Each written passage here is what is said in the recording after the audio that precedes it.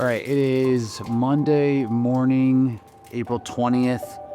We are about 8 weeks from the World Championships in Stockholm. I'm gonna be racing my 4th time in the elite field there, so I'm giving this a good go. And right now we are smack dead in the middle of some really high volume for me. And I usually don't do double sessions, but for me right now, and usually I train like, in the early, mid-morning, but Mondays are a really busy day for me, not just training wise, but just life wise. So I have to get up and kind of do it earlier than I would typically would.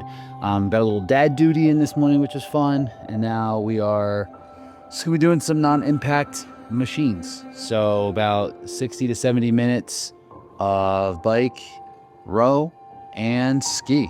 So let's get this volume going Monday morning, setting the tone. So for this easy aerobic session, I will sometimes overdress.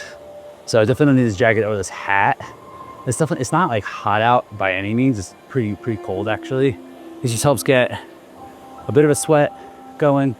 Being in Colorado, it's hard to really replicate any type of humidity or any type of real heat, unless it's dead in the summer, which is not. So overdressing a little bit, getting a good sweat going is a good way to be a little more prepared for whatever elements might be. I'm hoping it's not gonna be hot in Sweden, but can't take that chance. Puts on a little bit, helps my heart rate get a little bit higher too at a pretty easy effort. Yesterday was pretty hard. I had a really hard day. Sometimes I have a hard time even getting the zone 2. So this will punch me to low zone 2. Easier than just really having to hammer it. So every now and then I'll overdress once or twice a week and then try to get some passive heat training in as well. I have a portable steam sauna, or I'll pop in a dry sauna just to get that heat going. So starting to sweat a little bit. Gonna hit the rower next. All right, so that's a wrap on a morning aerobic session, 70 minutes. This is probably going to be my highest volume week of the entire build, with potential to match, not next week, but the following weeks. I wanna make sure that I am taking time to come down and then I'm focusing on the actual performance of the quality sessions.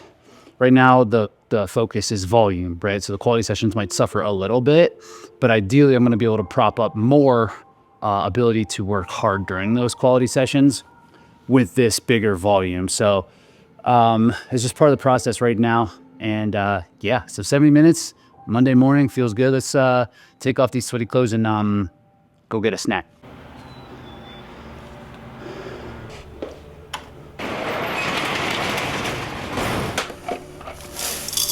So around 2017, I went full-time remote as a coach. Before that, I was doing a bunch of different stuff, trying to patch it all together with the ultimate goal of being an endurance coach online. So I was able to get there and been just grinding away at it for about 9 years at this point. And I've been working remote completely since then, which has been awesome. But since there is now new demands at home life, I've needed to take some time for the business to just think. That's something that I value a lot when it comes to just the entrepreneurship and just the business building, is being able to sit and just think instead of just doing.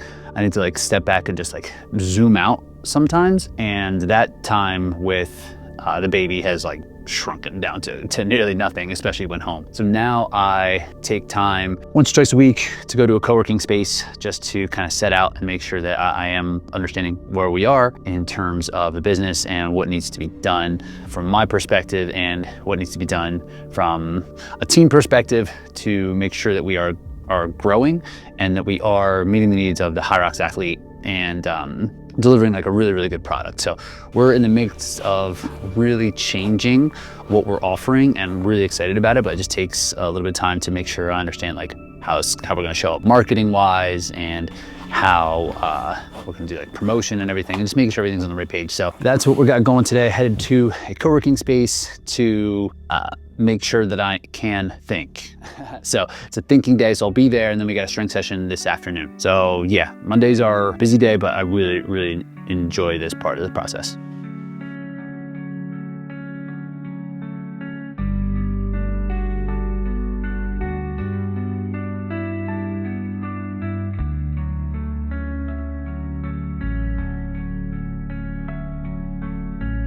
All right, it is 1:30-ish, so we've got a good chunk of time just to sit and think. These are probably my favorite days, just to come in without any type of agenda and just like think about where we are and what we need to do. So sometimes it's super productive, sometimes it doesn't feel very productive at all, but that's really not the point of these sessions. It is to just like think.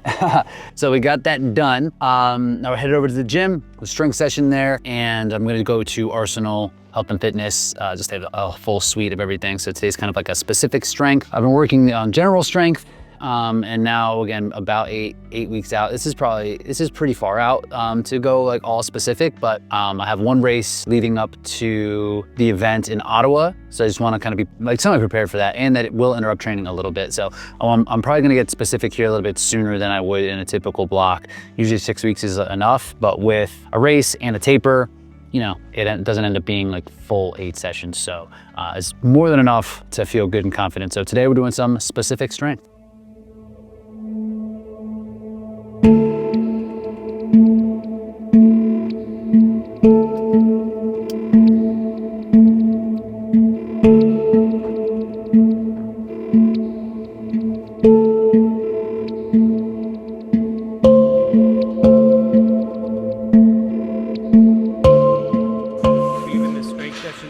The same. Yep. HYROX. It does. It's my joints. If I'm not moving well, like the workout's not gonna go well. So this is really like the precursor to every workout, is to like make sure like I'm not feeling physical pain. I'm moving in the positions that I want to be able to move in, because like it's just not worth skipping. So if I'm gonna do work, I want to make sure that I'm doing it right. Would you say you have good aim? I would say that. Have been doing a lot of work on this actually. Some of the work of like Lawrence Van Lingen. More of it is like the way that the shin is like tracking. So it used to be very much out here. So when I would run, I was landing out here and never fully coming across. So I was just like banging here, banging here, banging here. And I started getting hurt. And a lot of it hurt my calves, my Achilles. So now a lot of things that I'm working on is just like turning that shin over my toes and making sure it's tracking right. And since then, like, I don't have much like tightness here or through the back of my calves, so it's actually gotten even a little bit better. And I noticed the difference like on the row, of course, with wall balls, lunges, everything just feels like more in line. And then I'm moving like well, and I'm recovering better. It's like the way that the muscle is getting tight. It's like not moving in the way that it like is biomechanically advantageous. So it creates these compensations, at least in my experience. And that travels over to running too, like very much so. And my calves, hips, lower back, like if things aren't like in line, it's not even about like stretching or like recovering with like foam rollers or ice baths or whatever. It's like the best way to recover, honestly, is to like move well, from what I've found. Things you learn when you turn 40. There's a video of this one over here. He's on Canada's HYROX relay team. Want that? I do want that. Serious? Are you even practicing your ergs for the relay? A color station master guy, you know? I'm racing this guy in Ottawa too.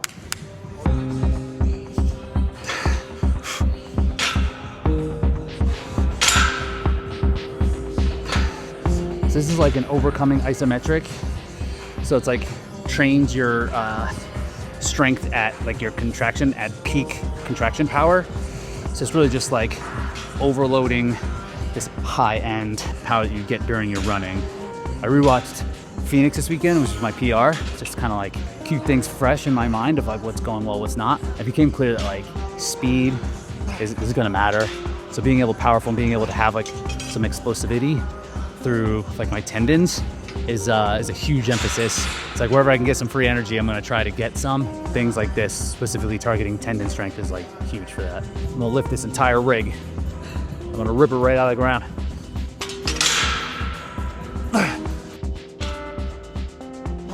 Some people tend to get faster at HYROX. I'm training to rip this rig out of the ground. Gotta have goals.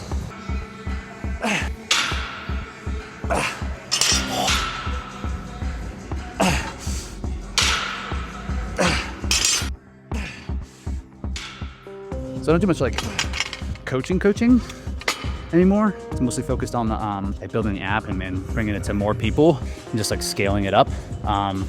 But guys like Isaac, a couple other elite guys have been, we had a little small group going where we're all following the program that I've been writing, just like Week Behind. So that I found to be really a great way to scale in terms of like one-on-one coaching. There's only so much time. So putting them in small group, I have 2 of these groups now, has been incredible. And then it's like a little bit more of a community builder, and you can get the members get not just me as a resource, but each other. So it just like amplifies the value. So for coaches looking to scale a little bit, it's a good move. Working a little bit today. Yeah, resting's about 40. I'll wake up most days between 36 and 38. That's the speed that I'm resting overnight. And if it starts getting into the 40s, it's when I'm like really kind of cranking. But it's been like pretty steady. So during the day, yeah, 40 something. Where to go? Let's hit some plyos. It's like partly because I've been an endurance athlete for over 20 years, and it's a little bit genetic too. Like in high school, I had a physical I've been running for a year and a half, and it was like in the 30s, and they like sent me to the hospital to make sure I was all good. Yeah, so it's like a little bit genetic, but you know, a lot of it of just like doing this for forever. You know what your average is on a typical race? Yeah, it's in the 140s, 140 high, like 150 maybe, just average because it starts low, so it gets into like 150 mid, but like average wise it ends up being like 140 somethings. But like it can't go high, and like it's more of like how long you can operate at like a specific percentage of your max. Like my max isn't very high, right? So like I just have to operate off of that, so it all kind of evens out.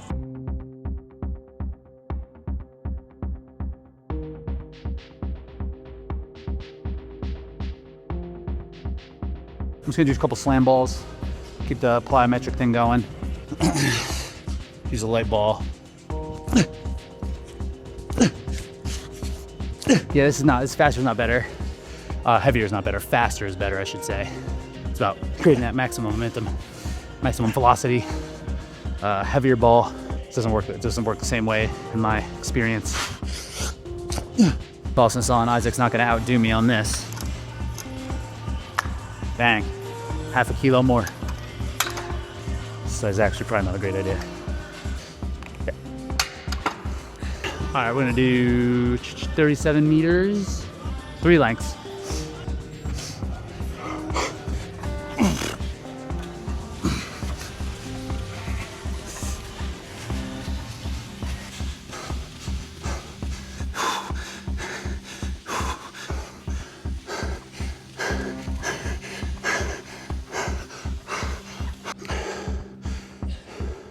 That is just like oxygen consuming. Trying to overdo it with pace and load. It's like super intense. This is too much. It's a bad idea.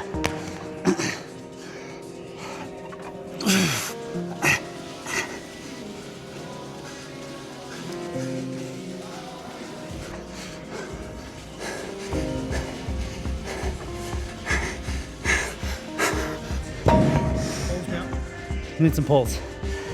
This won't be as intense. It's just like bound by the movement, but I still want it to be like fast and heavy. That push, folks, like no sled push will feel that terrible.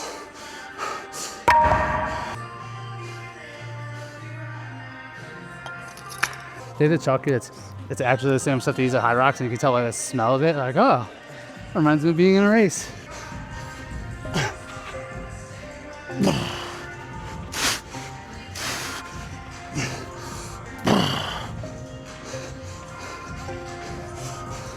Anybody signing up for Utah or Denver? It's not gonna be fun. Just know, the altitude is gonna kill you. But also know, everyone's gonna be ducking it because they're worried. So if you're a real one, you can out tap everybody. It's a good spot to go, but it's not gonna be fun. It's gonna suck really bad.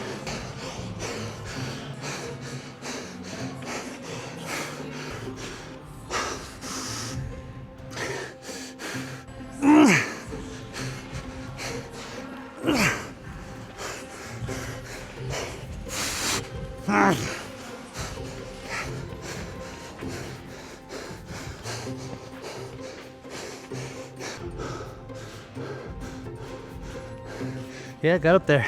I've been thinking about holding the rope versus dropping the rope. And the one thing, I'll show you real quick. And it's like, it depends on the style. For me, I like to get low and just like move like violently just through my hips just to get that sled moving a little bit faster. And the pull-ins being a little bit bigger. If I'm in like a big, like deep position like this, like I'm driving all the way through and creating a lot of energy to push forward so this thing comes back. And then I think I have a little bit more momentum at the back that if it's sliding and it's still moving, I can move it a little bit further. So I take a little bit less strokes. So for me, like I just drop it because the setup is here. So it's like pretty low. But I've seen some people when they're holding it, they're like back, and then they are able to come here and they're here. And this is where they start. They start right here. So it's like a smaller hip drive and a walk back. So I think if you're bigger, you can like lean into it. I think that's probably a little bit better, probably a little more energy efficient, but it's not gonna be as fast. For me, it seems like I need to get a little bit lower. And also I found when I hold onto the rope, my grip feels like it's blowing up a little bit more. There's no reprieve for me to grip if you're holding it the whole time. So I think if you're bigger and stronger, holding it is probably better. But if you need to like everything, like I need to put almost everything I have into this, so dropping it makes a little more sense for me. So I'm playing around between like stepping up a normal height width for burpees and also using that like knee kind of crawl. The knee crawl is definitely slower. Again, the cost of how much slower? It was like, for me, I don't think I'm very proficient in that yet, but it was like 6 to 7 seconds per length per 20 meters, 5 to 7. So like over the course of the whole thing, 20 seconds. But again, the cost benefit, and I don't know what the run would feel like after. So maybe I would get it back elsewhere. I'll keep playing, but right now it feels not as optimal, but we'll see. Doing a lot of burpees lately. My upper body conditioning feels good, but they're just hard. They just suck. We're gonna overload the lunges for a little bit. So I'm gonna do 100, then we're gonna do 100 pounds and 75 pounds. Almost done. Almost done.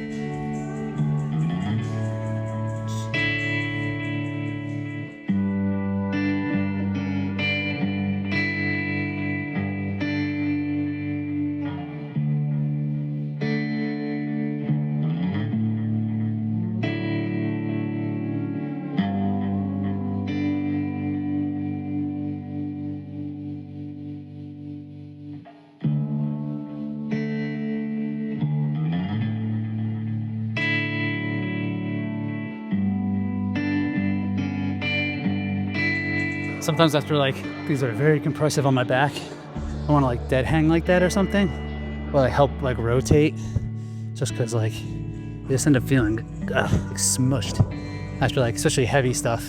So opening up after is like a thing that I've been trying to do. Helps feel good, cause yeah, kind of the compression's not always awesome.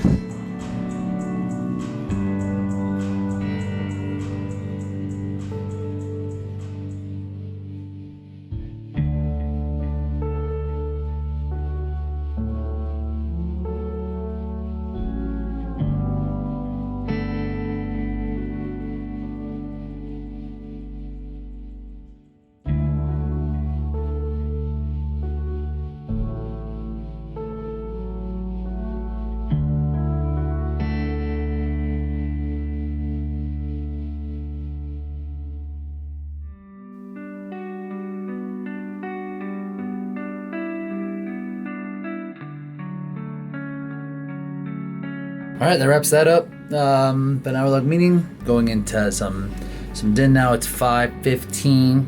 It's I get to spend some time with the baby. So that's gonna be really fun. Again, full day.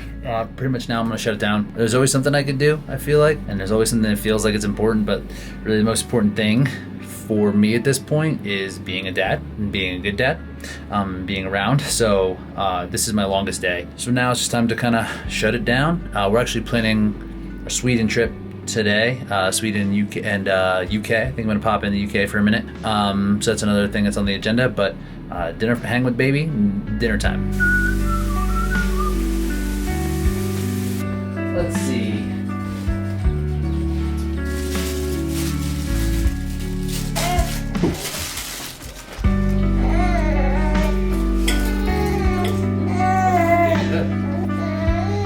What's wrong?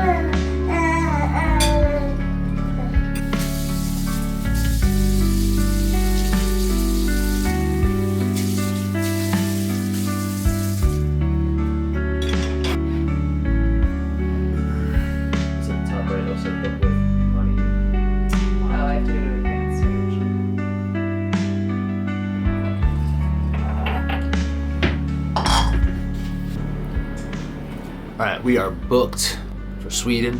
Should have done it a long time ago. Did it now. That's just how I roll. Gonna go to London, direct flight. They speak English. 3 nights there. Then over to Stockholm. My microphone died. My brain power has died. I am completely out of gas. I hope I sleep well tonight. I hope the baby sleeps well tonight, is what I mean. At the end of every day, I finish with some kind of mobility work. Just a really good habit that I've gotten into the past couple of months. Just help keeping everything straight. So I'm just gonna finish up with that, and then I'm going to end up in bed. And tomorrow's a quality session, so we're just gonna keep chipping away. So I felt good about today, and yeah, I'll catch you on the next one.